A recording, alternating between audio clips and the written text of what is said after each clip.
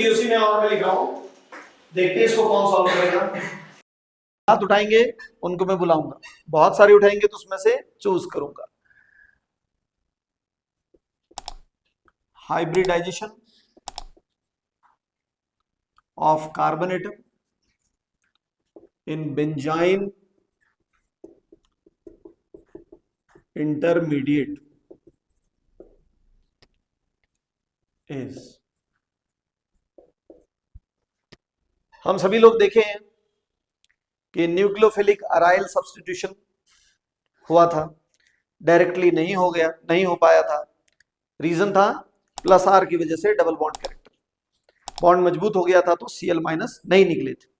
Reaction देखे थे तो उसमें फिर हम उसका ऑल्टरनेटिव बताए थे कि हम बेंजाइन इंटरमीडिएट कैसे बनाएंगे, कैसे वो वाटर के साथ रिएक्ट करेगा, कैसे फिनॉल बनेंगे। ठीक है, तो उसी में सबसे छोटा वाला पार्ट, यानी सबसे छोटा रिएक्शन, एकदम बेसिक पार्ट जो था वो क्या था कि बेंजाइन को पहचानने का तरीका, वो मैंने बता दिया था कि इसमें एक एक्सटर्नल पाई बॉन्ड होता है। तो मान लीजिए ये बेंजाइन है आपका, इसमें मैं इस कार्बन की हाइब्रिडाइजेशन sp लिख देता हूं, दूसरा लिख देता हूं, दिख रहा है ट्रिपल बॉन्ड है तो sp लिख देता हूं, दूसरा आप लिखेंगे कि sp2 है, यानी जो बेंजीन में होता है कार्बन का। तीसरा हो गया कि शायद ये dsp2 है, ऐसा मैं लिख दिया।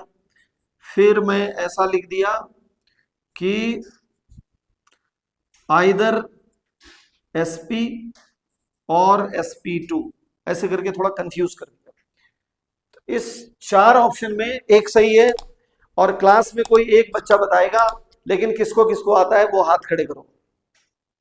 ठीक है, समृद्धि आप आइए, आप मुझे बताइए कि इसमें से कौन सा करेक्ट है।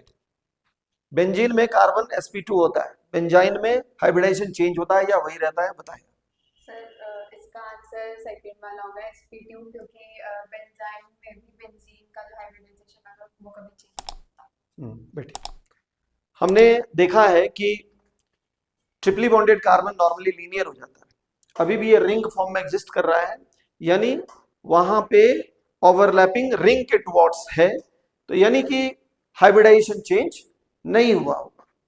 ठीक, यानी कार्बन जो sp2 हाइब्रिडाइज्ड है, रिंग के लिए रिक्वायर्ड है, आप sp लिखेंगे तो वो लीनियर हो जाएगा, लीनियर रिंग तो होता नहीं है, यानी उसका इंटरमीडिएट स्ट्रक्चर जो है वो कह रहा है कि मैंने अपना हाइब्रिडाइजेशन चेंज नहीं किया, अभी भी मैं रिंग फॉर्म में हूं।